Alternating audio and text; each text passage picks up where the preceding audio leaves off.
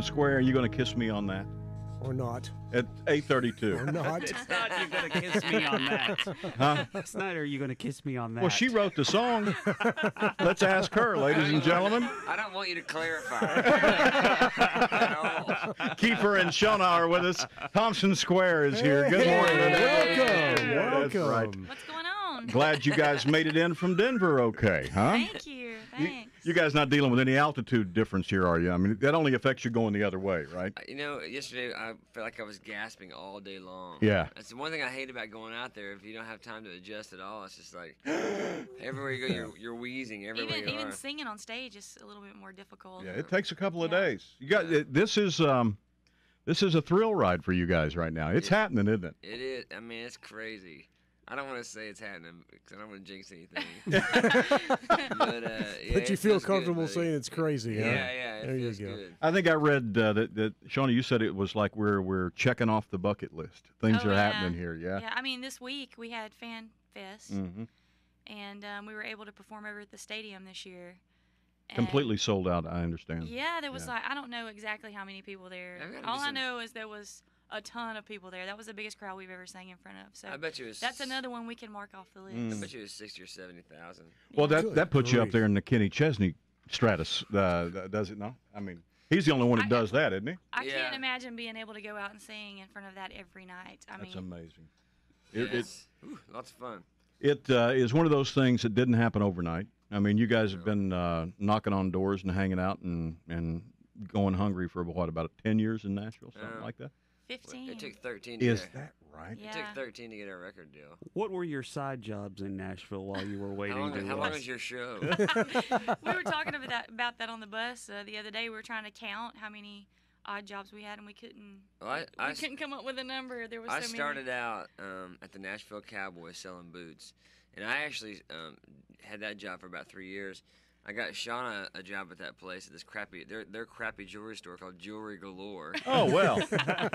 This segment brought to you by our friends at Jewelry Galore. Yeah, thanks. It doesn't exist anymore. Oh, so. well, there's a reason for that. Yeah. It's crappy. Mm. Yeah, we did that. Sean did photography. I was a manager at a Kinko's for a while. I painted houses for a while. Wow. God. Now, are you writing at the same? Are you still pursuing at this Oh, point? yeah. Okay. Oh yeah, I mean, it was. That's one thing I can be very honest about is just about every day, and Sean can vouch for this. But just about every day, I was writing or something all the way along the lines. Sean just about every day was singing somewhere. We were in a contest or something. We were all doing something every single day. But you had to. We didn't have no money. Yeah, you had to Mm. pay the bills. So you had to work, Sure. and to ensure that you had jobs or had money, you had to have like 4 or 5 jobs, because inevitably one or two of them would dry up. Yeah. So Right. that's called poor man diversification. That's what it is. I'm diversified. I'm So diversified. who gave you your first shot as far as getting into the music? I mean, somebody had to see you Who somewhere. opened the door the first time? Well, I guess it was Hmm. our record label now. Yeah, I mean that was. I our mean big, the real door. The one that Our doesn't have a current brick wall behind employers. us. Yes.